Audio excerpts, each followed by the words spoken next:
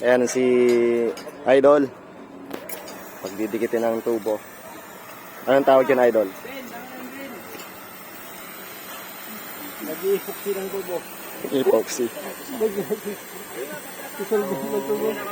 Isa sa safety ng pagtatrabaho ng TIG weld. Yung mga TIG welder, kailangan naka-gloves ka. Pig gloves. Yan tawag dyan, TIG gloves. Sa helmet mo. Para may protekta ka sa mata. Kailangan mo na helmet. Yung mga helmet na ginagamit natin sa mga TIG welder. Kasi ang mata natin, madadamage pagka walang protection. Tama. Pag na-damage ang mata natin, hindi na tayo makakapagpatuloy. Yan. May kukonsider as disabled tayo. Yan. Pag naging disabled tayo, apektado ang pamilya natin. Yun. Mawawalan tayo ng hanap buhay.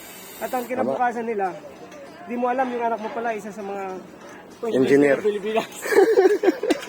Wala. President of the Philippines. Tapos yung pala yung magbabago sa buhay ng bawat isa sa atin. Yun.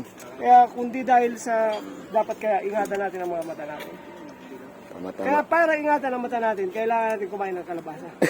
Mga isang tonelada, bagsak mo sa mata. Gano'n lang, idol. Ito, ingatan, number 1. Ingatan natin Iigop tong plans mo. kalusugan natin para sa kinabukasan. Tawag na motivational Motivational kanin. Motivational joke. motivational good joke. Motivational kanin. Sa baba.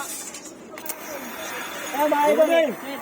Huwag siriwan ka natapos yan, pangatlong araw na yun. Masyadong seryoso. Seryoso ang buhay natin. Parang ano lang. Hindi ko rin tabo. Just enjoy, no? Lalagyan natin ng konting kalokohan dahil ang halimbawa ang sinigang pag puro tubig lang, walang lasa. Kaya lagyan mo ng asin. Para umalat. Kaya doon na lang idol, salamat ng marami sa inyong suporta.